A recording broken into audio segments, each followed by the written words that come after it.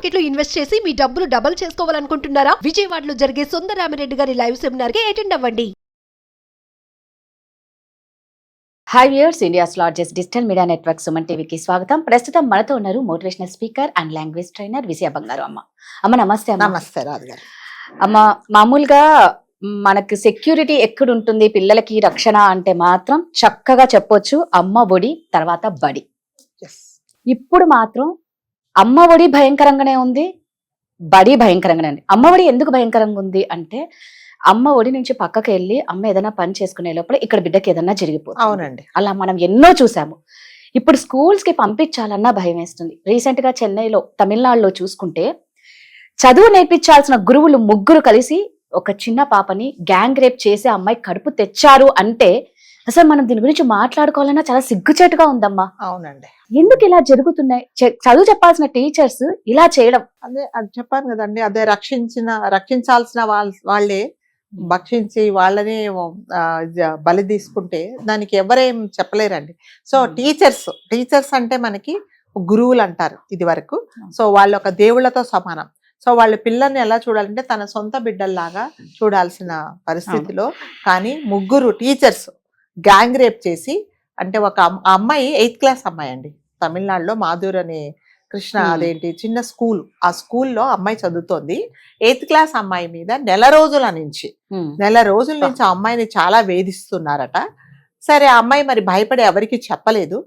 తర్వాత నెల రోజుల నుంచి కొన్ని రోజుల తర్వాత స్కూల్కి రాలేదు అమ్మాయి, రాకపోతే వాళ్ళ హెడ్ మాస్టర్ వాళ్ళ పేరెంట్స్ని అడిగారు, ఎందుకు మీ అమ్మాయిని స్కూల్కి పంపట్లేదు అంటే, ఇలా మీ స్కూల్లో ఇలా జరిగింది, టీచర్స్ ఇలా చేశారు, అబార్షన్ చేయించడాన్ని నేను హాస్పిటల్ తీసుకెళ్తున్నానని చెప్పాను. నాకు ఒకటే డౌట్ అమ్మా, అంటే హెడ్ మాస్టర్ అడిగే వరకు ఫాదర్ వచ్చి కూడా కంప్లైంట్ ఇవ్వలేదా? అంటే దాని వెనక మరి ఎటువంటి ఇది ఉందో మనకు తెలియదండి. టీచర్స్ ఏమన్నా భయపెట్టారా, లేకపోతే వాళ్ళు చెప్పారు కదా ఈ సొసైటీ కోసం ఎవరికి తెలియకూడదు అనేది, బంధువర్గాలలో తెలిస్తే మళ్ళీ పరువు పోతుందని ఈ పరువు కోసం ప్రాణాలు కూడా తీసుకుంటారు కదా జనాలు. అమ్మాయి చూస్తే 8th క్లాస్ అంటే కొంచెం పెద్ద అమ్మాయి, ఓకే. ఆ అమ్మాయి ఎలా చెప్పకుండా నెల రోజుల నుంచి దాచింది అనేది కూడా అసలు ఏం అర్థం కాదు. అంటే ఇప్పుడు లాస్ట్ అదేనండి, ఏ రకంగా వీళ్ళు భయపెట్టారో మనకైతే తెలియదండి.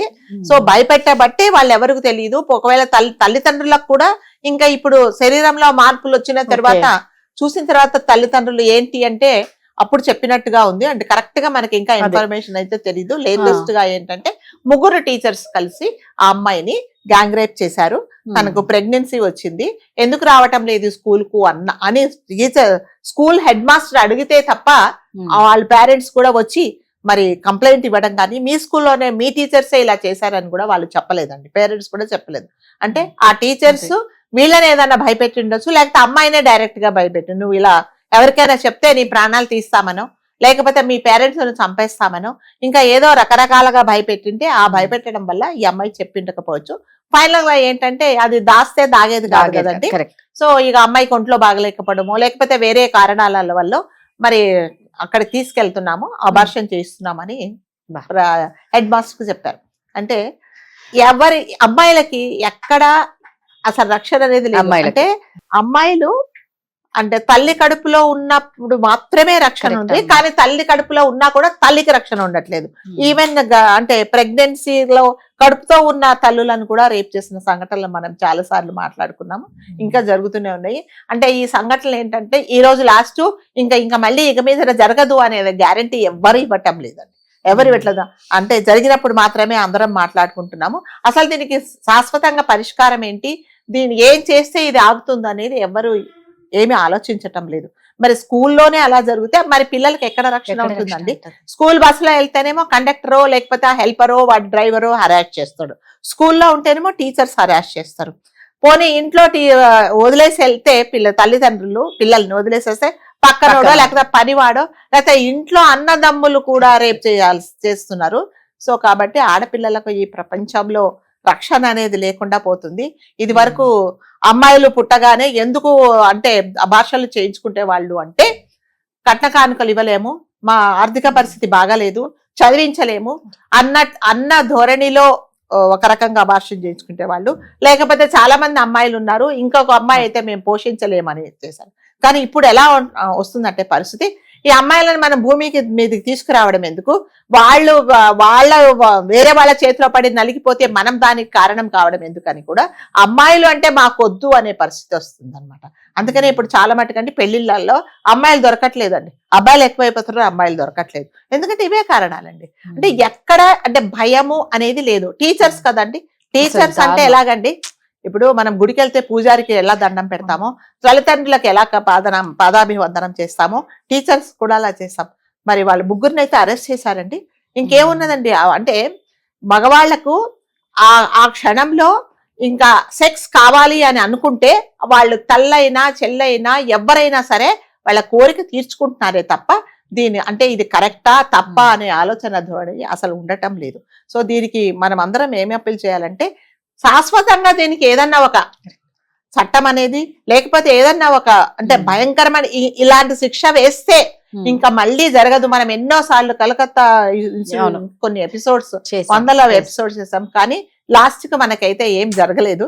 సో అది అక్కడ కూడా అన్యాయమే జరిగింది ఆ అమ్మాయికి ఒక రకంగా. సో ఇది మరి ఎలా పరిష్కరిస్తారో, ఏం చేస్తారండి, జైల్లో వేస్తారు, మళ్ళీ వాళ్ళు ఇన్ఫ్లుయెన్స్ చేస్తారు, బయటకు వచ్చేస్తారే తప్ప వాళ్ళకి శిక్ష అనేది సరిగ్గా పడదు. జైల్లో ఉంచడం అనేది అది శిక్ష కాదండి.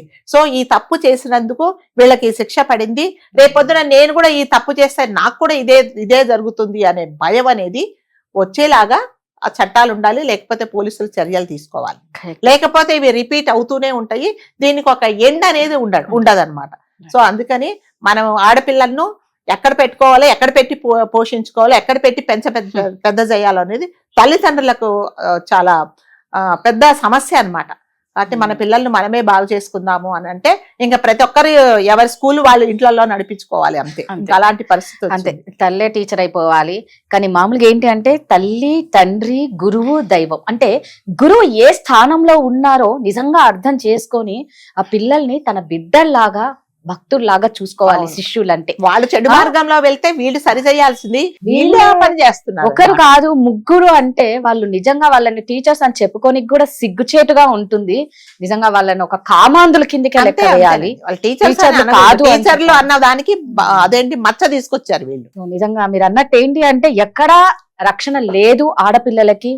నెక్స్ట్ కూడా ఇంకా మన పిల్లల చదువు మనం చక్కగా ఇళ్లలోనే చదివించుకుంటేనే శ్రేయస్కరం అన్నట్లు ఉంది. సరే, నెక్స్ట్ అయితే నిజంగా ఆ ముగ్గురు టీచర్లకి మాత్రం కఠినమైన శిక్ష పడాలి, మిగిలిన వాళ్ళు భయపడాలి. చూసి మళ్ళీ 10 మంది టీచర్లు తయారు కాకూడదు అని మనస్ఫూర్తిగా కోరుకుంటున్నాం. Thank you.